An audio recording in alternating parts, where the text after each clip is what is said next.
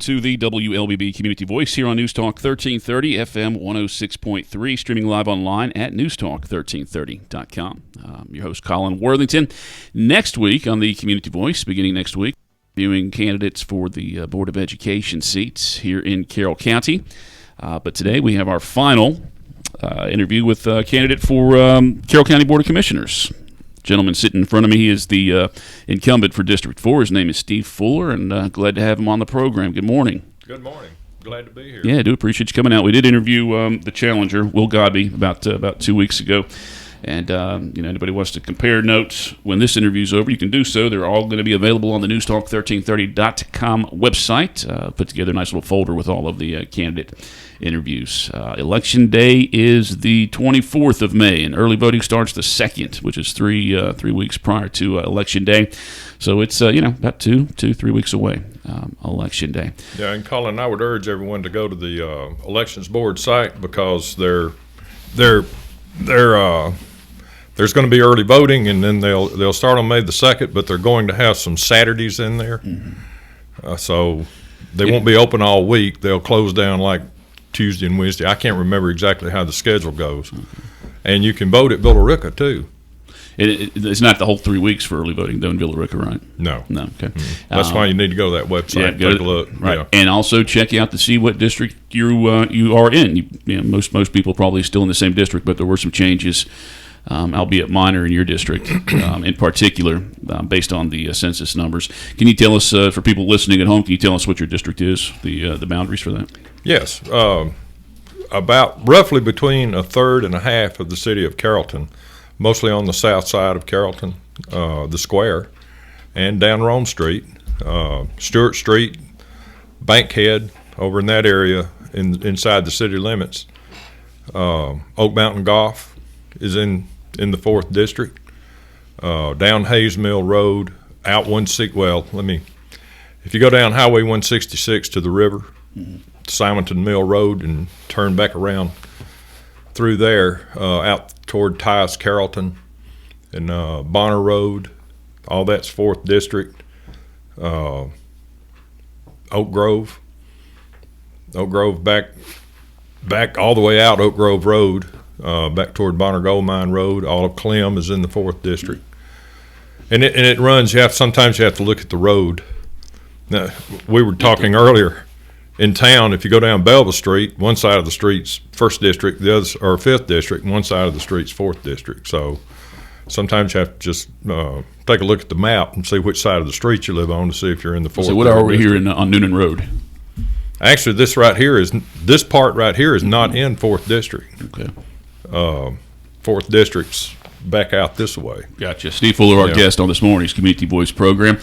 Let's discuss your policy on working in government. I mean, what do you see your role is as a representative for this portion of Carroll County, and has it changed in the 4 years now that you've kind of been educated a little more on what that role is, or it's been presented to you more? Well, it's actually only been 3 years. Remember, I came in on a special election. When I ran before, I said that, I'm going to listen to what people tell me and then go from there. And that hasn't changed. I've got this notebook here, and I was just sitting here looking at it. It's full where people have called me all this week. With all this rain we've had, people have called me, and they call me all the time, potholes in the road. You listen to what your constituents have to say. You're the voice at the meetings for the constituents. So you have to pay attention to what they're saying and take their needs, but also you have to look at the county holistically, because what we do down here in the 4th District will also affect what's going on in the 1st District or the 2nd District, or what happens up in the 1st District will affect here. So you have to vote, you have to talk. It's cooperation is the main deal. You're not an island. I mean, one commissioner can't make a decision. Mm-hmm. It takes 4 to make a decision on something. What topics might you obviously have to make the decisions with the other the commissioners, but what topic do you think, or what department do you think that you're probably the most outspoken on? What do they look to you first, I think, for your opinion? Probably public safety, and Public Works. That's who I talk to the most.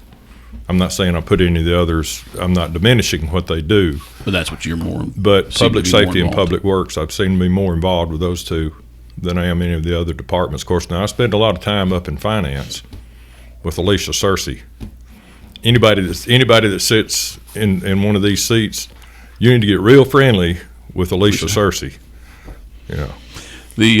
What is kind of talking about the budgets there? With Alicia Searcy, who is the chief financial officer for Carroll County. What when you're working on the budget, what's one thing that you could not cut funding from at all? Public Safety and Public Works. And why is that?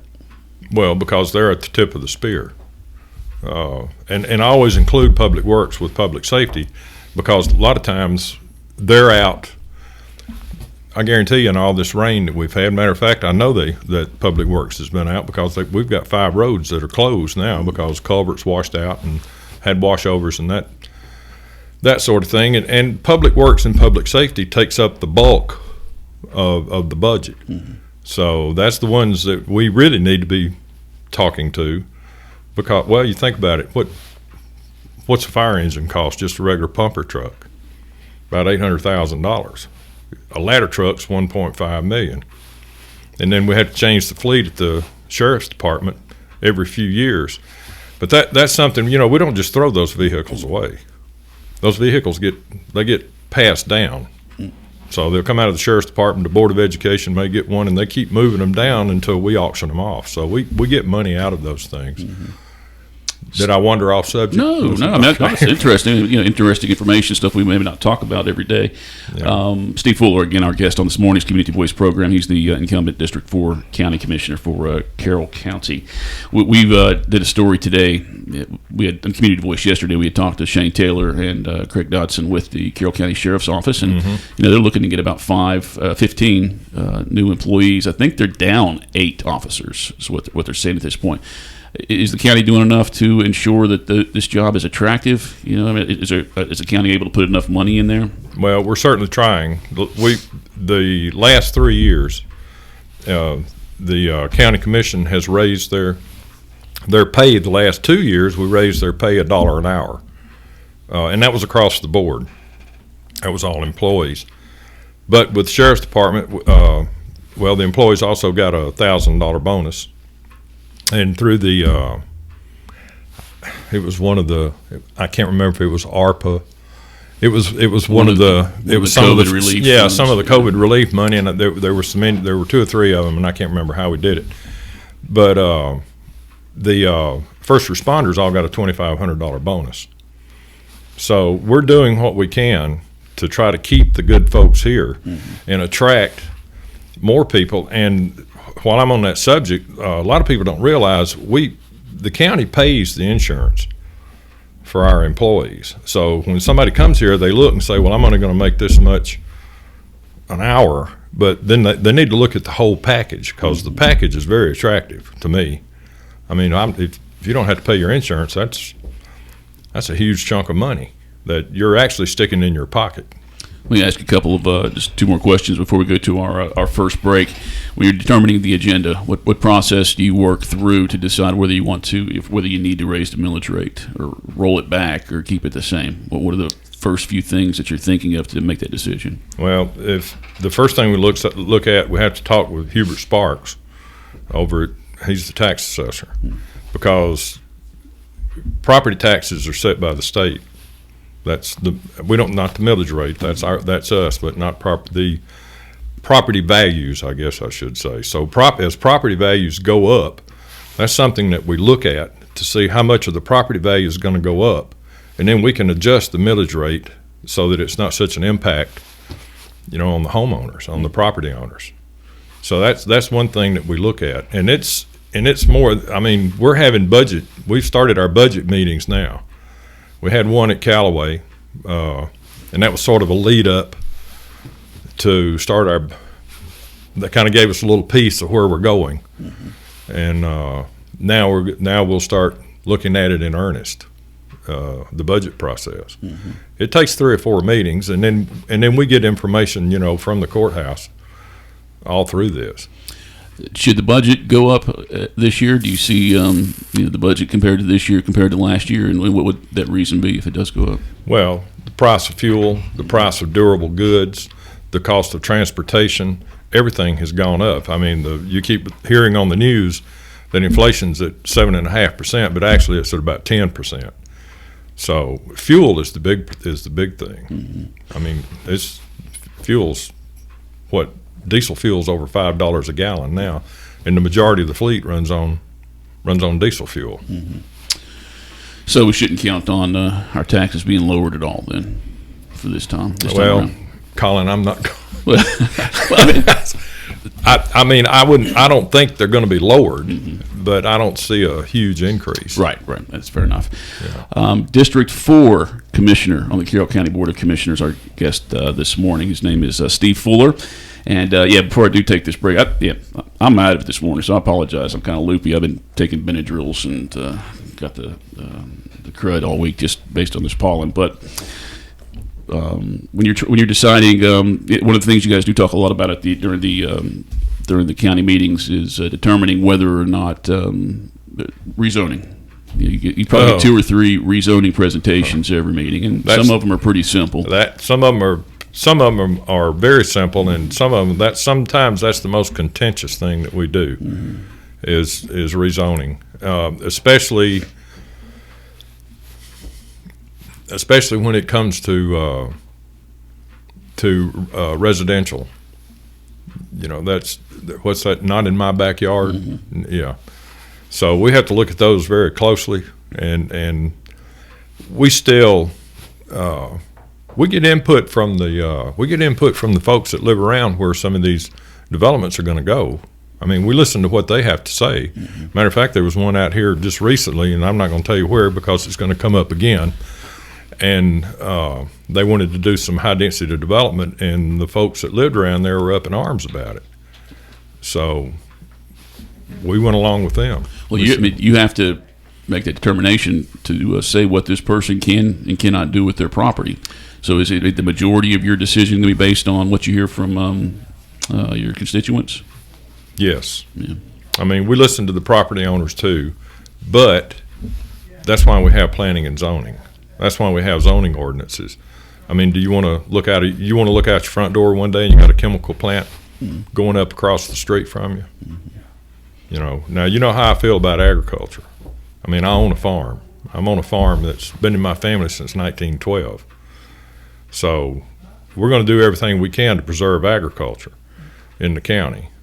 And we have a comprehensive plan, and we're going to follow the comprehensive plan as closely as we have. And I think we've done a very good job of doing just that, following that comprehensive plan. You're not going to see a lot of high-density development down on this end of the county. But up along the I-20 corridor and up in there, that's what the comprehensive plan is calling for. That's where they want the development, or that's where we're looking at the development up in that part of the county. All right, before we do take a break, you are in agriculture. Do you think there's anybody who is in the agriculture field in Carroll County right now that does not know it could frost tonight? No, we all know about that. Yeah. I guarantee you everybody that's growing grapes knows about it. All right, we'll take that first break right now. Community Voice brought to you by Tanner Health System and Oak Mountain Academy on News Talk 1330 FM 106.3. Health is a journey. It's making better choices, even when it's not easy. It's taking care of yourself and the people you love. At Tanner Health System, we're there for you with every step, with primary care, heart care, cancer care, women's care, orthopedics, surgical services, and so much more. We're dedicated to helping you live and feel your best. So let's get on that journey to health. You've got places to be for many years to come. Find us at tanner.org. Oak Mountain Academy has offered a challenging college preparatory education for 60 years. With over 500 graduates, we have maintained a 100% college acceptance rate. Over 90% of our students earn acceptance to their first choice of college or university, and over the past 5 years, our students have earned over $10 million in scholarship offers. Our students are creating a legacy.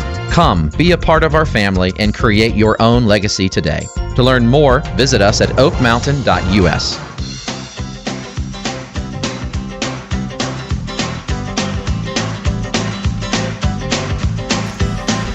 Time right now is 8:45. Welcome back to the WLBB Community Voice on this Friday. Program brought to you by Tanner Health System and Oak Mountain Academy. I'm Colin Worthington. My guest this morning is Steve Fuller. He is the incumbent Carroll County District 4 Commissioner. He's being challenged by Will Godby.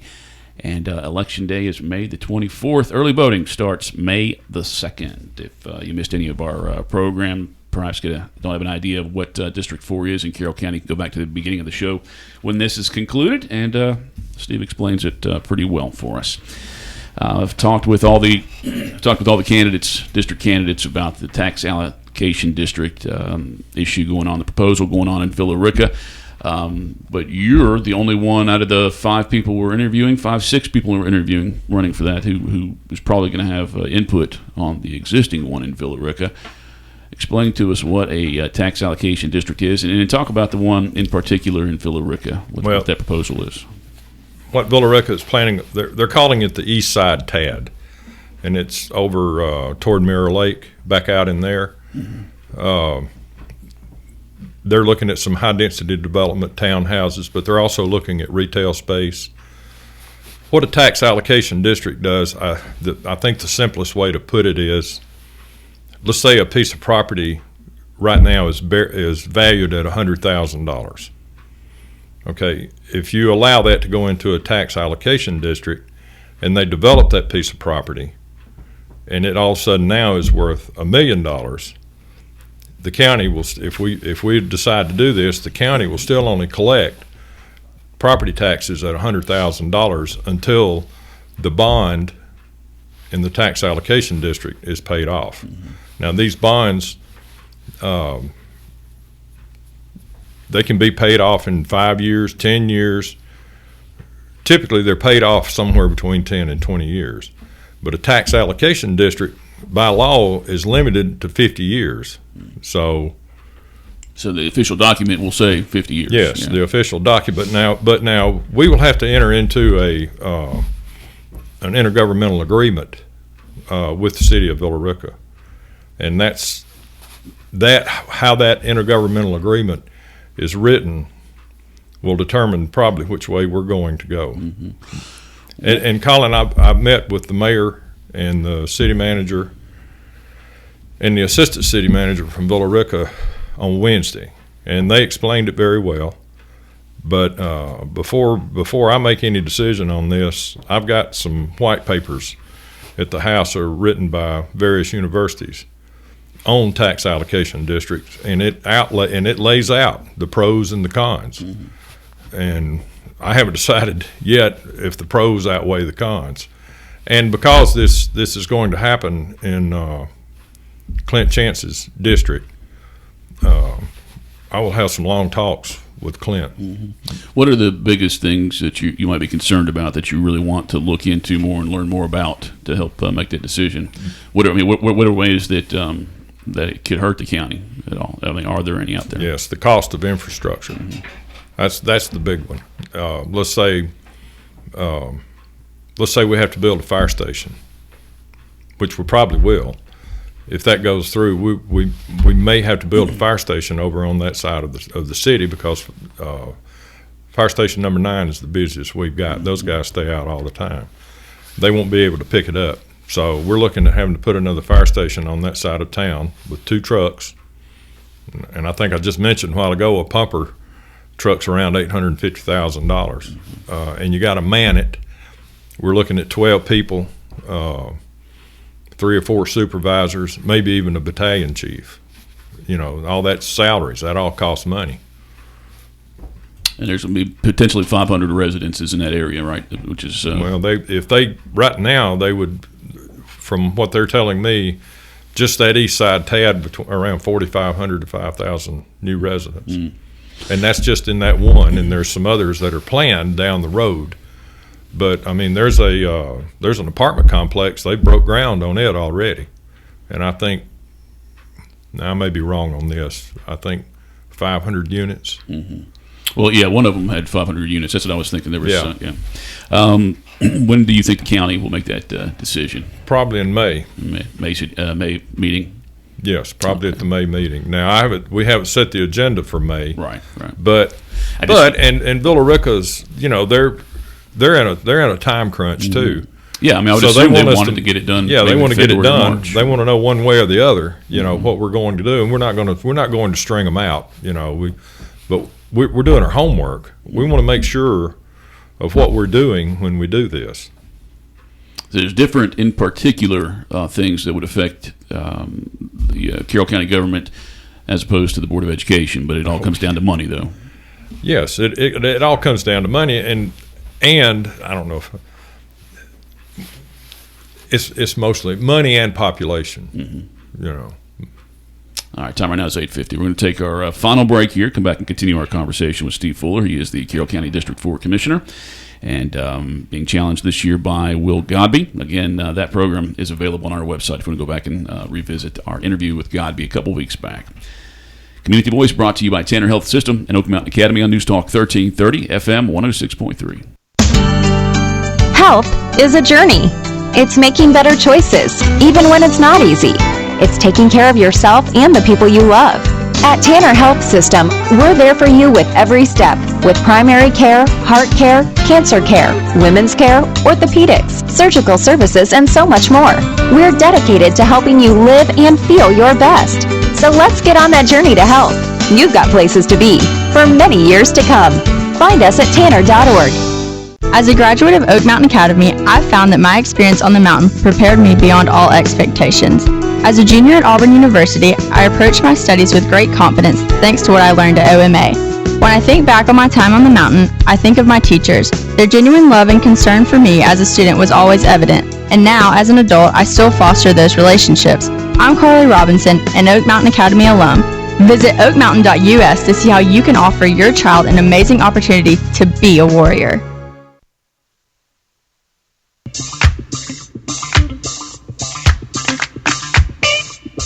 8:52, wrapping up our conversation this morning with Steve Fuller, Carroll County District 4 Commissioner, as he seeks re-election. Again, Election Day is May the 24th, and early voting is May the 2nd.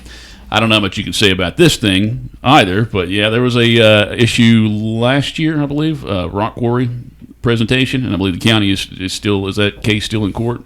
I can't comment on that because I'm a defendant in that case. Yeah, as is every commissioner on that. And I will comment. I will say this: if you decide to take this seat, if somebody that runs for office, stand by. You're going to be a defendant in a lawsuit. So that's everybody else is dropping out. They're like, no, I'm not gonna. I guess I don't want to mess with that now. Yeah. Well, how do you weigh, as a commissioner, how do you weigh how important your role is? Do you protect the businesses? Do you protect the residents when you think there's an issue? I mean, how do you determine that? I mean, the business comes in here is wanting to spend some money, provide jobs, but then you've got constituents that don't seem happy with a particular business. How do you wrestle with that to determine, who's gets more of your support? Well, I think any business that comes in, I know I take a look at it. Are they going to be a good neighbor? What kind of an impact are they going to have? There's very few places in Carroll County where we would put a business right up next to a residence. Mm-hmm. But let's say that happens somewhere up along the 61 corridor. And what I mean by being a good neighbor, how much noise are you going to produce?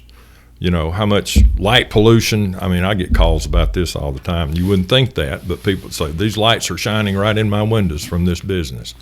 And we address it. So are they going to be a good neighbor? We need jobs. And that's what I would, if it was a company that was going to come in here and provide jobs for the county, then we would have to have some very long meetings with the residents. And I guess when it comes right down to it, though, the residents are here. They're already here. It's not like you didn't build your house at the end of the runway. You built your house and the runway came to you. Mm-hmm. So I would look at I'd probably listen more closely to the residents and see how they felt about it in making my decision. Steve Fuller, our guest on this morning's Community Voice program. When you have big decisions to make, is there somebody you feel comfortable going to, seeking advice? Like if there's maybe one little thing that you don't know about something, or you're on the fence with it, do you turn to somebody for advice, and who is that? Well, of course, Donna. She and I have been married 50 years, so I get input from her. But I meet with a group of veterans once a month, and we're very close. And if something's on my mind, I'll bring it out. I'll bring it up with them. Some of these guys I've been knowing most of my life. They're a group of people that are in Clem that I meet with them. I'll go down and just sit and talk with them. Homeowners associations, there are people. I guess the one that I would go to is Donna, and get her input because she works out in the public. She gets a lot of input, but mostly it's collective. It's from the people I know. It's not just one person. Well, before we do wrap up here, what are some of the things you're most proud to have been involved these last 3 years, 2.5 years with the Carroll County Board of Commissioners? Well, I think, we made this a Purple Heart County. I was real proud of that. We entered into an agreement with Carroll EMC about getting high-speed internet, and that was a big one because let me tell you what happened. We entered into that agreement. Some of these other cable companies had no interest in being out in the rural areas of Carroll County. Sync Global is putting in internet. They went to the areas where there was no internet first, and then they divided it into zones. So if you're in zone 1, they're there now getting you high-speed internet. If you're in zone 2, like I am, it's real slow. But guess what happened? All of a sudden, here comes cable companies. They're laying cable all over the place now because it created competition. So we're about to get some high-speed internet into places. 2 years ago, the cable companies had no interest in running those cables there. Mm-hmm. All right, last question for you, Steve. Why? Why do you want to seek re-election? Why do you want to do this 4 more years? We've got some things that I'd like to see through. The completion of high-speed internet, I'd like to see that through. We have the money for a new administration building. Matter of fact, we've got some architects coming to talk to us here, I think, at the next meeting to get going on a new administration building. That's something that's been being kicked around for several years. The 5th floor of the courthouse is unfinished. Clint Chance, Montrell McClendon, and I were on the committee to get all of that together to see how to rearrange things to get who's going to be on the 5th floor and what are we going to do, how are we going to build it, and I'd like to see that through. So I guess those are the biggest reasons. Has a property been picked for the new admin building yet? No, and I can't really go into that because we have to go into executive session when we talk about property. So yeah. I can't really discuss that. All right, very good, Steve. Thank you for coming out this morning. Okay, thanks for having me. Absolutely. Good luck. Good luck with the race. Okay, thanks. It's good to see you. And thank you for listening this morning and tolerating me, my voice this morning. And but again, next on Monday we go back to do the Board of Education races. I believe Mr. Sizemore out of Mount Zion is our first guest. We interview Bill Keskis later on in the week or the week after, and I believe there's another candidate. We'll get him on the program as well. Have a great weekend, everybody. Remember, it's going to be real cold tonight. Could get down below freezing a little bit. There's a frost advisory in effect for this evening. But do have a great weekend.